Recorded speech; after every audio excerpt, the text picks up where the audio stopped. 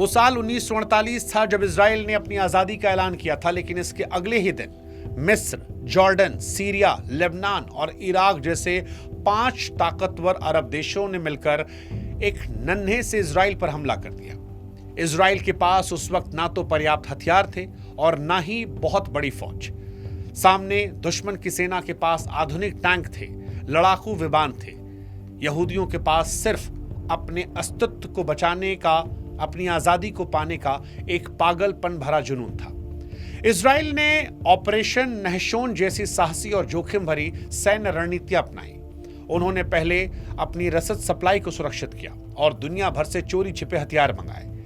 Israel के हर एक नागरिक ने, चाहे वो पुरुष हो, महिला हो, हाथ में बंदूक उठाई और वो मोर्चे पर डट गया। हफ्तों तक यह खूनी युद्ध चला और इस ऐतिहासिक लड़ाई के बाद इजराइल ने न केवल उन 5 देशों की सेनाओं को पीछे धकेला, बल्कि यूएन के द्वारा तय की गई सीमाओं से कहीं ज्यादा जमीन पर कब्जा कर लिया। इस करिश्माई जीत ने पूरी दुनिया को यह संदेश दिया कि इजराइल अब उस जमीन के नक्शे से हटने वाला नहीं है, बल्कि एक नई ताकत के तौर पर उदय हो रहा है। यह लड़ाई इजराइल के अस्तित्व की थी और इस लड़ाई के बाद जब जब खाड़ी देश से किसी ने इजराइल पर हमला किया तो इजराइल ने उस पर डबल पलटवार किया और अपनी जमीन का दायरा और बढ़ा दिया।